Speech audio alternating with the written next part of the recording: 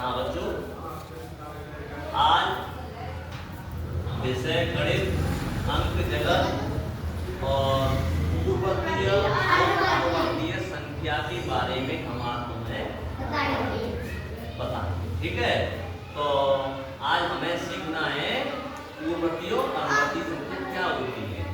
पूर्ववर्ती को मतलब होता है एक घटता है और अनुवर्ती का मतलब होता है एक बढ़ता है। ठीक है, यानी कि पहले ध्यान दो, जैसे कोई संख्या है हमारे पास 5, कोई संख्या है हमारे पास 5, तो पूर्ववर्तीय निकालनी है। नहीं, शांत सुनो, पूर्ववर्तीय निकालनी है। आई की 5 की, तो 5 की पूर्ववर्ती का मतलब होता है -1 करना बराबर 4। कहने का मतलब पूर्ववर्ती 5 की पूर्ववर्ती कितनी रह गई? 4। और जैसे 8 में से 1 घटाए दे 7, यानी संख्या है हमारे पास 8 की पूर्ववर्ती संख्या 1 घटने के बाद 7 है। कहने का मतलब यह किसी भी संख्या से 1 घटाने पर वह पूर्ववर्ती संख्या प्राप्त होती है। अगर अनुवर्ती संख्या निकालें तो अनुवर्ती का मतलब होता है किसी भी संख्या में 1 जोड़ने पर जो संख्या प्राप्त होगी वही अनुवर्ती संख्या कहलाएगी। जैसे कि 5 है, 5 में +1 कर देंगे तो 6 हो जाएगी।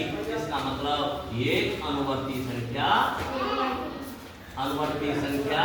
होगी, अनुवर्ती संख्या होगी। इस प्रकार हम कुछ सवाल तुम्हारे सामने रखते हैं और करते हैं। जैसे 8 संख्या है, ये संख्याएं ये क्या है? संख्याएं। और ये पूर्ववर्ती संख्या आएंगी यहाँ पे कौन सी संख्या आएंगी? पूर्ववर्तीय। और यहाँ पे आएंगी अनुवर्तीय। ठीक है, अनुवर्ती संख्या आ गई, पूर्ववर्ती और अनुवर्ती। जैसे मान चलो यहाँ पे संख्या 8 है, 9 है, 20 है और 25 है। इस प्रकार संख्या रख दें तो इसकी पूर्ववर्ती संख्या 1 घटाने पर 7, जब अनुवर्ती संख्या जहाँ में 1 प्लस करने पर 9। अब ये आई कैसे? ये देखो, अब ये संख्या हमारे पास 8, इसमें अनुपूर्ववर्ती निकालनी है, इसका मतलब -1 करनी है, तो बराबर 7। ये संख्या 7 है वो यहाँ पे आएगी। इसी प्रकार इसकी अनुवर्ती संख्या करनी है तो +1 करनी है, तो 1 करनी है तो इसका मतलब 9।